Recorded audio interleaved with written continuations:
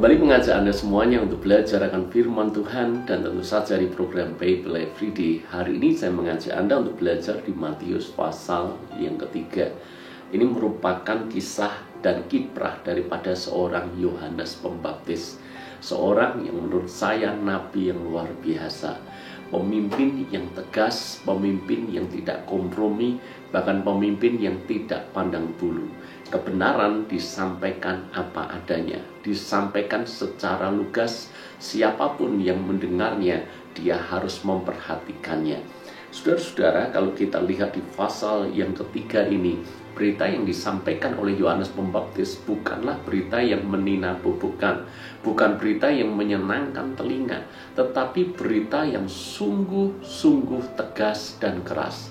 Tujuannya adalah untuk menyelamatkan siapapun yang mendengarnya. Sebab berita yang disampaikan Yohanes adalah di dalam ayat yang kedua, bertobatlah sebab kerajaan sorga sudah dekat. Inilah pesan yang sangat penting yang mestinya para pemimpin rohani termasuk saya harus setiap saat mendengungkan.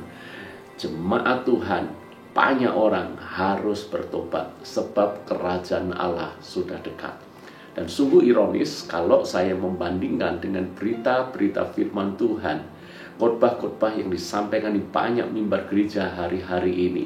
Pesan tentang pertobatan justru sangat-sangat kecil porsinya, digantikan dengan pesan tentang berkat, pesan tentang kelimpahan, pesan tentang janji-janji Tuhan yang menyenangkan. Bukan salah menyampaikan hal-hal yang seperti itu, namun pesan itu harusnya berimbang.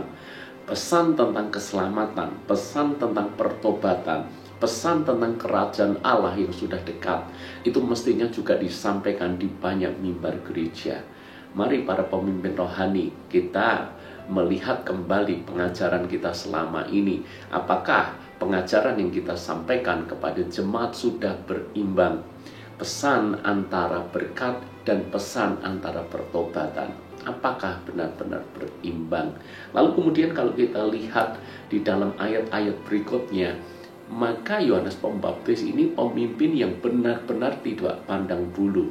Tidak hanya kepada orang-orang biasa dia melayani, tetapi siapapun juga bisa datang dan dilayani dengan cara dan sikap yang sama. Pada waktu itu dikatakan, ia melihat banyak orang Farisi dan orang Saduki datang untuk dibaptis. Berkatalah ia kepada mereka, "Hai kamu keturunan ular bludak, siapakah yang mengatakan kepada kamu bahwa kamu dapat melarikan diri dari murka yang akan datang?" Ternyata ketika Yohanes Pembaptis mengajar dan membaptis banyak orang, maka datanglah orang-orang Farisi dan orang-orang Saduki. Ini adalah dua kelompok elit keagamaan pada waktu itu.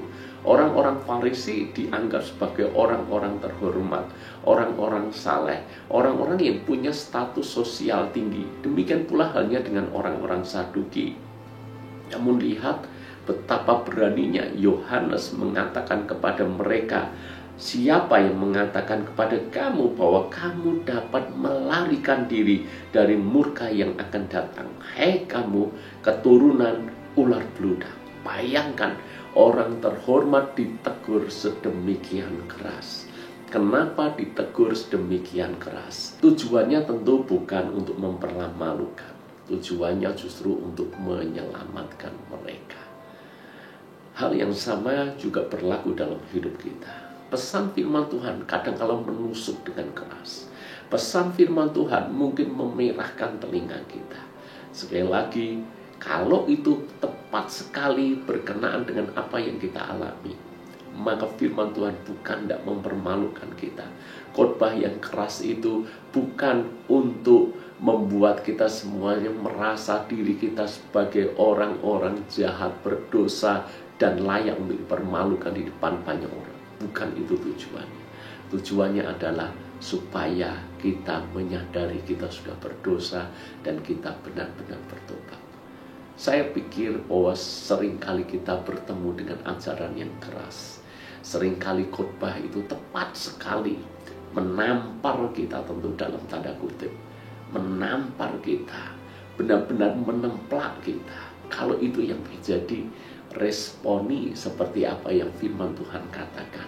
Sebab Tuhan mengasihi orang yang remuk hati dan rendah hati, tetapi Tuhan membenci orang yang congkak dan sombong. Siapa orang yang congkak dan sombong ini? Orang yang merasa dirinya benar, orang yang merasa dirinya saleh, orang yang merasa dirinya pasti selamat karena dia keturunan Abraham. Jadi mungkin ada orang yang berkata, aku keturunan orang Kristen dari sejak lama, dari sejak bayi aku sudah Kristen, pasti aku selamat. Dengar baik-baik, keselamatan tidak ditentukan dari latar belakang kita, apakah kita berasal dari keluarga Kristen atau tidak. Keselamatan menyangkut iman kita secara pribadi kepada Tuhan dan bagaimana kita menjalani kehidupan kita secara pribadi.